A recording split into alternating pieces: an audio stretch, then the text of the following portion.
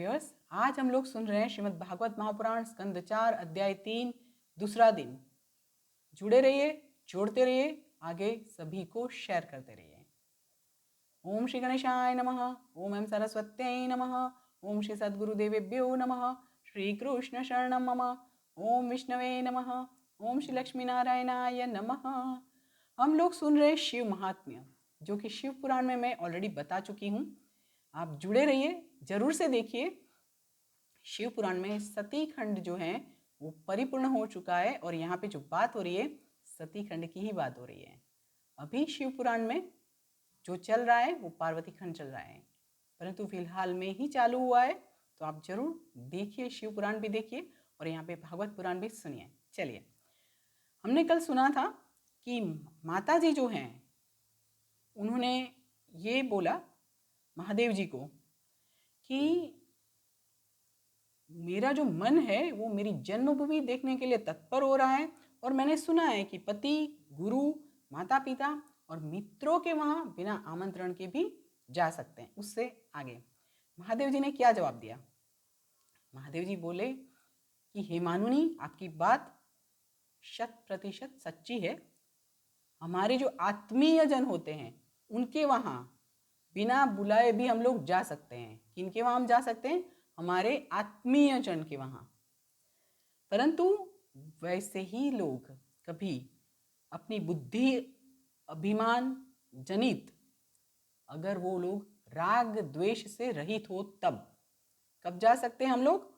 वो लोग अपनी बुद्धि अभिमान जनित राग द्वेष वगैरह से रहित हो तभी हमारे आत्मीय जनों के वहाँ हम जा सकते हैं। ऐसा महादेव जी पार्वती माता को बोल रहे हैं। विद्या, तप, धन, सुदृढ़ और सुंदर शरीर, युवा अवस्था और उच्च कुल, ये सभी 6 गुण जो हैं सब पुरुषों के लिए गुण रूप है।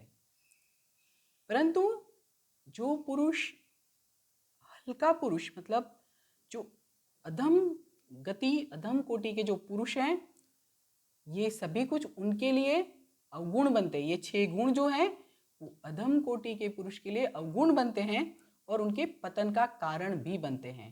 कौन से 6 गुण हैं? विद्या, तप, धन, सुदृढ़ और सुंदर शरीर, युवा अवस्था और उच्च कुल। वो अधम कोटि पुरुष के लिए उनके पतन का कारण बनते हैं, क्योंकि वो अवगुण की तरह उसको यूज करते हैं। क्योंकि अभिमानी की विवेक शक्ति नष्ट हो जाने के कारण वो सार और असार का विवेक नहीं कर सकता है, और कुटिल बुद्धि वाला जो व्यक्ति है, कुटिल बुद्धि वाला जो व्यक्ति है वो अपने यहाँ पर आए हुए महापुरुषों का अपमान करता है, जो कि बिना अपराध किए हुए होता है। तो उनके वहाँ जाना उचित नहीं है देवी। ये महादेव जी बता रहे हैं पार्वती माता को, परंतु ये बात हमको भी समझनी है। शत्रु के जो बाण होते हैं उससे, मतलब जो बाण का जो चोट लगता है उससे भी जितनी पीड़ा नहीं होती है उतनी पीड़ा स्वजनों के कुटिल वचनों से होती है। अपने ही घर वाले, अपने ही स्वजन जब कटु वचन बोलते हैं तो वो जो पीड़ा होती है ना, वो किसी शस्त्र से भी लगने से होने वाली पीड़ा से ज्यादा होती है। और जैसे शस्त्रों से जो शरीर को पीड़ा होती है उसमें नींद नहीं आती है, तकलीफ होती है, उससे भी ज्यादा कुवाक्य जो होते हैं, कुवाक्यों का मर्मस्थान होता है, अपने हृदय को अंदर पीड़ा देता है।